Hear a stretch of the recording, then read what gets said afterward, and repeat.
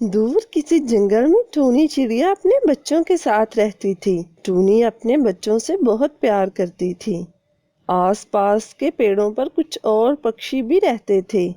ایک دن وہ اپنے بچوں کے لیے دانا لینے کے لیے جا رہی تھی۔ راستے میں اسے پیاس لگی تو وہ پانی پینے کے لیے رکی۔ تبھی اس کی نظر ایک چوہے پر پڑی۔ ایسے لگ رہا تھا جیسے وہ کافی بیمار ہے۔ کیا بات ہے چوہے بھیا، آپ مجھے بیمار لگ رہے ہیں؟ ہاں چڑیا بہن، میں کافی دنوں سے بیمار ہوں، جس کی وجہ سے میں کھانا بھی نہیں لا سکا، اور اب میری بھوک کی وجہ سے اور حالت خراب ہو چکی ہے۔ میرے پاس بس روٹی کا ایک ہی ٹکڑا ہے، آپ کھا لیں، شاید اس سے آپ کی طبیعت بہتر ہو جائے۔ پہلے تو وہ اسے کھانے کے لیے کچھ دیتی ہے، اس سے چوہے میں کچھ ہمت آتی ہے۔ وہ چوہے سے پوچھتی ہے، بہت بہت دھنیہ واد ٹونی بہن، آپ یہاں اکیلے رہتے ہیں کیا؟ ہاں، میرے رشتے دار دوسرے جنگل جا چکے ہیں، میں بیمار تھا اس لیے نہیں جا سکا۔ ٹونی بہت رحم دل تھی، اسے چوہے کی حالت پر بہت ترس آتا ہے۔ وہ اسے اپنے ساتھ اپنے گھر لے جاتی ہے۔ ٹونی کے گھونسلے کے پاس ہی ایک بل میں چوہا رہنے لگتا ہے۔ ٹونی روز چوہے کو کھانا دیتی اور اس کی اچھے سے دیکھ بھال کرتی۔ کچھ ہی دنوں میں چوہا صحت یاب ہو جاتا ہے۔ ٹونی بہن، تمہارا بہت دھنیہ واد، تم میرا کتنا خیال رکھتی ہو۔ کوئی بات نہیں، یہ تو میرا فرض ہے چنٹو بھائی۔ کالو کوا ٹونی کے گھونسلے کے پاس ہی رہتا تھا۔ اسے ٹونی اور چوہے کی دوستی بالکل پسند نہیں تھی۔ ایک دن کالو ٹونی کے بچوں سے کہتا ہے، مجھے تم دونوں کو دیکھ کر بہت دکھ ہوتا ہے۔ تمہاری ماں تم دونوں کا خیال رکھنے کی بجائے اس چوہے کو دانا دیتی ہے۔ تم اپنی ماں سے بات کیوں نہیں کرتے؟ کیوں وہ تمہارا حق دوسروں کو کھلا رہی ہے؟ کالو انکل، آپ ٹھیک کہہ رہے ہیں، ہم آج ہی ماں سے بات کریں گے۔ جب ٹونی گھر آتی ہے تو اس کے بچے کہتے ہیں، ماں، تم ہمارا دانا اس چنٹو چوہے کو کیوں دے دیتی ہو؟ ہمیں اچھا نہیں لگتا۔ ہمیں دوسروں کی مدد کرنی چاہیے۔ اگر کبھی ہم مصیبت میں آ جائیں تو ہمیں بھی ان کی ضرورت پڑ سکتی ہے۔ کالو کوا سبھی پکشیوں کو اکٹھا کرتا ہے۔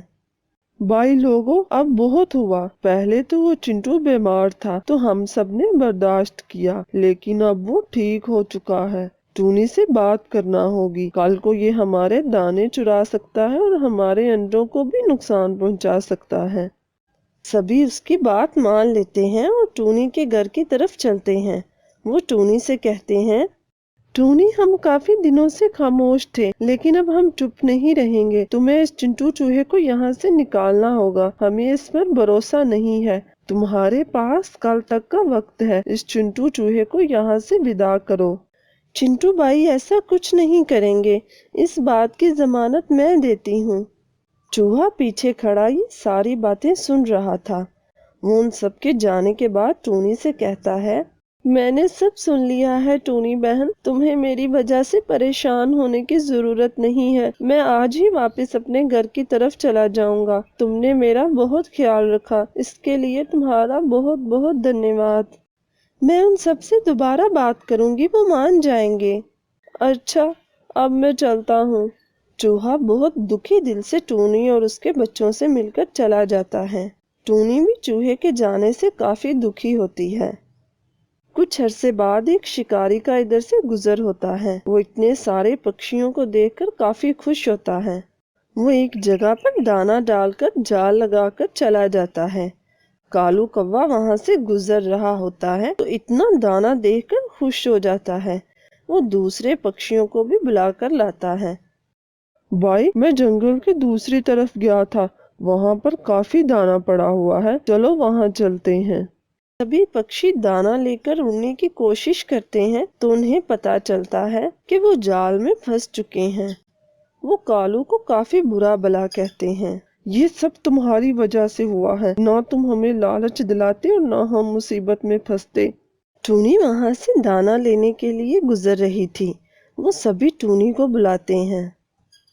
میں ابھی چنٹو بھائی کو بلا کر لاتی ہوں، وہ اپنے تیز دانتوں سے جال کو کاٹ دیں گے۔ ٹونی چنٹو کو بلانے کے لیے اسی جگہ جاتی ہے جہاں سے وہ اسے بیمار ملا تھا۔ وہ ادھر ادھر اسے تلاش کرتی ہے۔ تبھی وہ ایک جگہ دیکھتی ہے کہ چنٹو چوہا اپنی پتنی کے ساتھ تھا۔ وہ چنٹو کو ساری بات بتاتی ہے۔ کیا بات ہے ٹونی بہن، تم یہاں کیسے؟ چنٹو بھائی، میرے ساتھی پکشی ایک جال میں پھنس چکے ہیں، آپ کی مدد کی ضرورت ہے، آپ میرے ساتھ فوراً چلیے۔ اچھا، میں تمہارے ساتھ ابھی چلتا ہوں۔ وہ اپنی پتنی کے ساتھ ٹونی کے ساتھ چل پڑتا ہے۔ وہاں جا کر وہ دونوں اپنے تیز دانتوں سے جال کو کتر دیتے ہیں۔ شکاری کے آنے سے پہلے ہی سبھی پکشی آزاد ہو جاتے ہیں۔ ہمیں معاف کر دو چنٹو، ہم نے اس شیطان کوے کی باتوں میں آ کر تمہیں جنگل سے نکال دیا۔ ہم بہت شرمندہ ہیں تم سے۔ اگر آج تم نہ آتے تو شاید وہ شکاری ہمیں لے کر چلا جاتا۔ کوئی بات نہیں بھائیو، میں نے تم لوگوں کو معاف کر دیا ہے۔ وہ سب چنٹو چوہے سے بہت شرمندہ ہوتے ہیں۔ چوہا انہیں معاف کر دیتا ہے اور سبھی ہنسی خوشی رہنے لگتے ہیں۔